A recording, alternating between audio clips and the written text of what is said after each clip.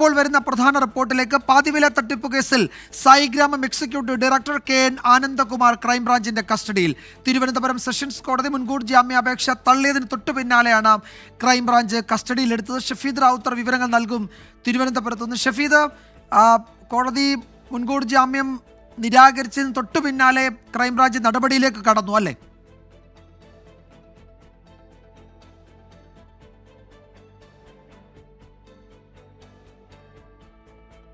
പാതിവില തട്ടിപ്പ് കേസിൽ Saigramam executive director KN ആനന്ദകുമാറിനെ crime branch കസ്റ്റഡിയിലെടുത്തു. തിരുവനന്തപുരത്ത് സെഷൻസ് കോടതി നേരത്തെ മുൻകൂർ ജാമ്യാപേക്ഷ തള്ളിയിരുന്നു. അതിന് പിന്നാലെയാണ് ആനന്ദകുമാറിനെ ക്രൈംബ്രാഞ്ച് കസ്റ്റഡിയിലെടുത്തിരിക്കുന്നത്. ഈ കേസിലെ ഗൂഢാലോചനയിൽ, ഈ ഇടപാടിലെ ഗൂഢാലോചനയിലൊക്കെ ആനന്ദകുമാറിന് വലിയ പങ്കുണ്ട് എന്നാണ് ഇതിനോടകം ക്രൈംബ്രാഞ്ച് തന്നെ കണ്ടെത്തിയിരിക്കുന്നത്. വിശദമായ ചോദ്യം ചെയ്യൽ പരിശോധന ആവശ്യമുള്ള ഒരു കേസാണിതിൽ. അതിലേക്ക് ക്രൈംബ്രാഞ്ച് കടക്കുകയാണ്. മുൻകൂർ ജാമ്യാപേക്ഷ സെഷൻസ് കോടതി നേരത്തെ തള്ളിയിരുന്നു. തൊട്ടു പിന്നാലെ ക്രൈംബ്രാഞ്ച് ആനന്ദകുമാറിനെ കസ്റ്റഡിയിലെടുക്കുകയായിരുന്നു. അല്പസമയത്തിനകം ഷഫീദ് റാവുത്തർ ഈ വാർത്തയുടെ വിശദാംശങ്ങളുമായി നമുക്കൊപ്പം ചേരും. വളരെ പ്രധാനപ്പെട്ട വിവരമാണ് ഇപ്പോൾ തിരുവനന്തപുരത്തു നിന്ന് വരുന്നത്. പാതിവില തട്ടിപ്പ് കേസിൽ സുപ്രധാന നടപടിയിലേക്ക് ക്രൈംബ്രാഞ്ച് കടക്കുകയാണ്. പ്രധാനപ്പെട്ട പ്രതിപട്ടികയിലെ പ്രധാനി ഇപ്പോൾ KN ആനന്ദകുമാർ ക്രൈംബ്രാഞ്ചിന്റെ കസ്റ്റഡിയിലായിരിക്കുന്നു. ഷഫീദ്, എന്തൊക്കെയാണ് വിവരങ്ങൾ? ഈ സെഷൻസ് കോടതി മുൻകൂർ ജാമ്യാപേക്ഷ നിരാകരിച്ചതിന് പിന്നാലെ തന്നെ ആനന്ദകുമാറിനെ കസ്റ്റഡിയിലെടുത്തു അന്വേഷണ സംഘം, അല്ലേ?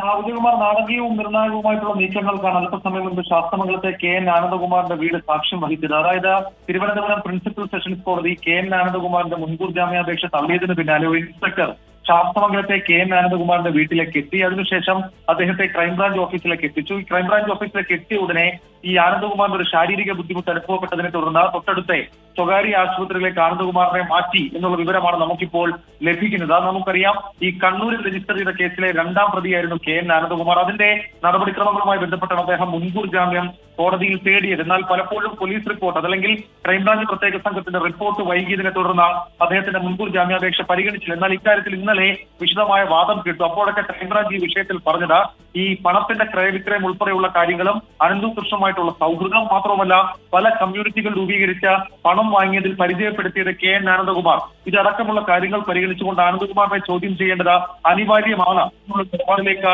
ക്രൈംബ്രാഞ്ച് അന്വേഷണ സംഘം എത്തുകയും അതിന് പിന്നാലെയാണ് ആ കോടതി ഇന്ന് അല്പസമയം മുൻപ് തിരുവനന്തപുരം പ്രിൻസിപ്പൽ സെഷൻസ് കോടതി ഇദ്ദേഹത്തിന്റെ മുൻകൂർ ജാമ്യാപേക്ഷ തള്ളിയത്. ഇതോടുകൂടി അദ്ദേഹത്തെ കസ്റ്റഡിയിലെടുത്ത് ചോദ്യം ചെയ്യലിലേക്ക് കടക്കാം എന്നുള്ളൊരു തീരുമാനത്തിലേക്ക് ക്രൈംബ്രാഞ്ച് അന്വേഷണ സംഘം എത്തുകയായിരുന്നു. അങ്ങനെയാണ് ക്രൈംബ്രാഞ്ച് അന്വേഷണ സംഘം ശാസ്തമംഗലത്തെ വീട്ടിൽ നിന്ന് അദ്ദേഹത്തെ കസ്റ്റഡിയിലെടുത്തത്. നേരത്തെ ഈ സംഭവം ഉണ്ടായതിന് പിന്നാലെ, അതായത് ഈ വിവാദങ്ങൾ ഉണ്ടായതിന് പിന്നാലെ KN ആനന്ദകുമാറിന്റെ ശാരീരിക ബുദ്ധിമുട്ടുകൾ ഉണ്ടാവുകയും അദ്ദേഹത്തെ സ്വകാര്യ ആശുപത്രിയിൽ പ്രവേശിപ്പിക്കുകയും ചെയ്തിരുന്നു. അതിനുശേഷം ED റെയ്ഡ്, അതായത് ED റെയ്ഡ് നടക്കുന്ന സമയത്ത്, നടക്കുന്ന ദിവസത്തിന് തൊട്ട് തലേ ദിവസമാണ് KN ആനന്ദകുമാർ വീട്ടിലേക്ക് മടങ്ങിയെത്തിയത്. അതിന് പിന്നാലെ നമുക്കറിയാം, തിരുവനന്തപുരത്തെ രണ്ട് പ്രധാനപ്പെട്ട കേന്ദ്രങ്ങൾ, ഒന്ന് ഈ ശാസ്തമംഗലത്തെ KN ആനന്ദകുമാറിന്റെ വീട്, അതേപോലെ രണ്ടാമത്തേത് ഈ തോന്നക്കലിൽ പ്രവർത്തിക്കുന്ന സായിഗ്രാമം. ഇവിടെ അടക്കം ED പരിശോധന നടത്തിയിരുന്നു. ചില തെളിവ് ശേഖരണം അടക്കം നടത്തുകയും ചെയ്തിരുന്നു. ക്രൈംബ്രാഞ്ചും സമാനമായി EDക്കൊപ്പം ആ തെളിവ് ശേഖരണം നടത്തി വരികയായിരുന്നു. ഇതിനിടെയാണ് മുൻകൂർ ജാമ്യാപേക്ഷ കോടതിയിലുള്ളതിനാൽ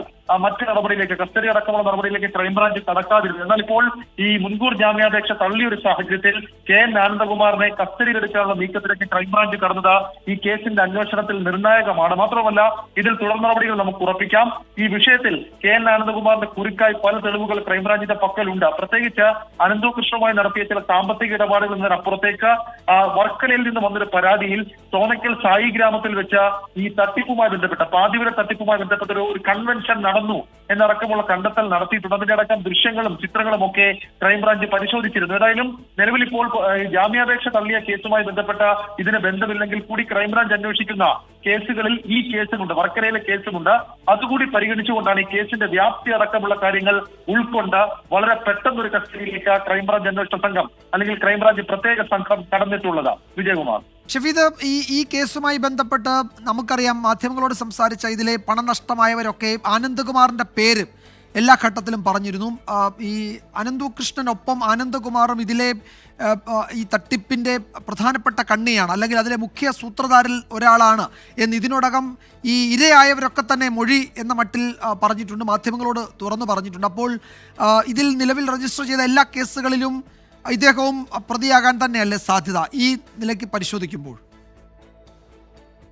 വിജയകുമാർ, നിലവിലിപ്പോൾ നമുക്ക് ലഭിച്ചിരിക്കുന്ന വിവരപ്രകാരം ക്രൈംബ്രാഞ്ച് പ്രത്യേക അന്വേഷണ സംഘത്തിന്റെ മുൻപിലുള്ള ഏതാണ്ട് 117ഓളം കേസുകളിൽ KN ആനന്ദകുമാറും പ്രതിയാകാനുള്ള സാധ്യത തള്ളിക്കളയാൻ കഴിയില്ല എന്നുള്ളതാണ്. പ്രത്യേകിച്ച് ആദ്യഘട്ടത്തിലെടുത്ത കേസുകളിൽ പോലും പല കേസുകളിലും ആനന്ദകുമാറിന്റെ പേര് അത് പ്രതിപട്ടികയിലുണ്ട് എന്നതിനപ്പുറത്തേക്ക് ഈ അനന്തു കൃഷ്ണന്റെ മൊഴികളിൽ ആനന്ദകുമാറിനെ കുറിച്ച് നിർണായകമായിട്ടുള്ള ചില വെളിപ്പെടുത്തലുകൾ നടത്തിയിട്ടുണ്ട്. പ്രത്യേകിച്ച് പണം വാങ്ങി അല്ലെങ്കിൽ ട്രസ്റ്റ് കേന്ദ്രീകരിച്ച് പണം നൽകി എന്നൊക്കെ പറയുന്ന മൊഴികളുണ്ട്. അതുകൊണ്ട് തന്നെ ക്രൈംബ്രാഞ്ചിനെ സംബന്ധിച്ച്, അന്വേഷണ സംഘത്തെ സംബന്ധിച്ച് ആനന്ദകുമാറിനെ കസ്റ്റഡിയിലെടുത്ത് ചോദ്യം ചെയ്യുക എന്നുള്ളത് ഈ പാതിവില തട്ടിപ്പ് കേസിൽ നിർണായകമാണ്. മാത്രമല്ല, അനന്തു കൃഷ്ണൻ തന്നെ കോടതിക്ക് മുൻപാകെ പറഞ്ഞൊരു കാര്യം കൂടി ഈ ഘട്ടത്തിൽ ക്രൈംബ്രാഞ്ച് അന്വേഷണ സംഘം മുഖവിലക്കെടുക്കുന്നു എന്നുള്ളതാണ് ഏറ്റവും സുപ്രധാനമായിട്ടുള്ള കാര്യം. മാത്രമല്ല, ഈ മുൻകൂർ ജാമ്യ ഹർജി പരിഗണിക്കുമ്പോൾ ആനന്ദകുമാർ മുന്നോട്ട് വെച്ച വാദങ്ങൾ അത് ഖണ്ഡിക്കുന്നതായിരുന്നു പോലീസ് റിപ്പോർട്ട്. ഞാൻ മുൻപ് സൂചിപ്പിച്ചതുപോലെ തന്നെ തന്റെ അക്കൗണ്ടിൽ വന്ന പണമെല്ലാം ട്രസ്റ്റിന് ലഭിച്ചതാണെന്നും ഇത് വ്യക്തിപരമായി കിട്ടിയതല്ലെന്നും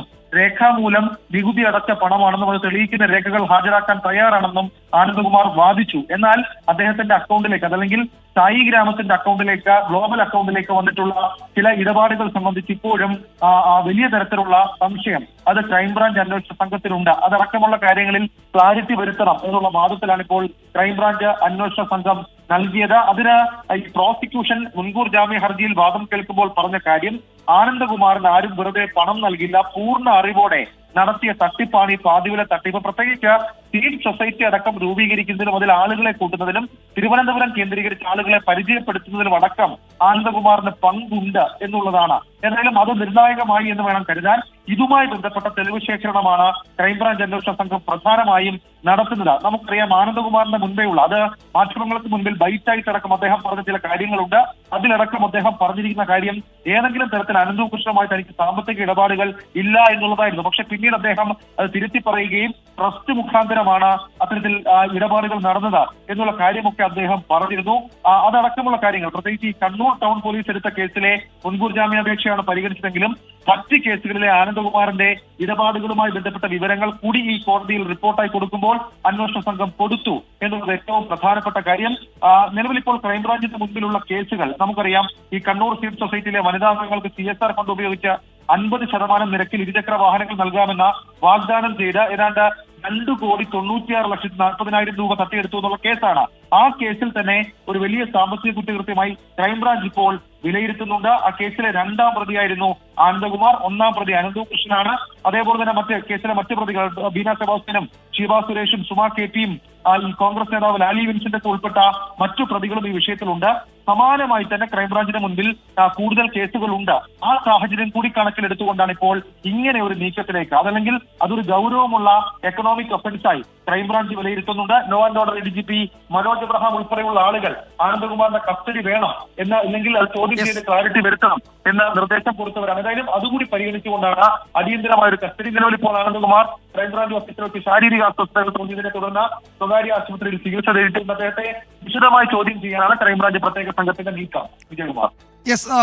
ശാരീരിക ബുദ്ധിമുട്ടുകൾ ഉണ്ട് എന്ന് ആനന്ദകുമാർ പറഞ്ഞു. ഇതോടെ ആനന്ദകുമാറിനെ ഇപ്പോൾ ആശുപത്രിയിലേക്ക് മാറ്റിയിട്ടുണ്ട്. ക്രൈംബ്രാഞ്ച് വിശദമായി ചോദ്യം ചെയ്യാൻ ഒരുങ്ങുകയാണ്. നേരത്തെ ഷഫീദ് സൂചിപ്പിച്ചതുപോലെ നിലവിൽ രജിസ്റ്റർ ചെയ്ത ഈ പാതിവില തട്ടിപ്പ് കേസിലെ ഒട്ടുമിക്ക കേസുകളിലും ഇപ്പോഴത്തെ നിലയിൽ ആനന്ദകുമാറും പ്രതിയാവേണ്ട സാഹചര്യമാണുള്ളത്. കാരണം മൊഴികൾ, മറ്റ് സാഹചര്യ തെളിവുകൾ, രേഖകളൊക്കെ ആനന്ദകുമാറിനെതിരാണ്.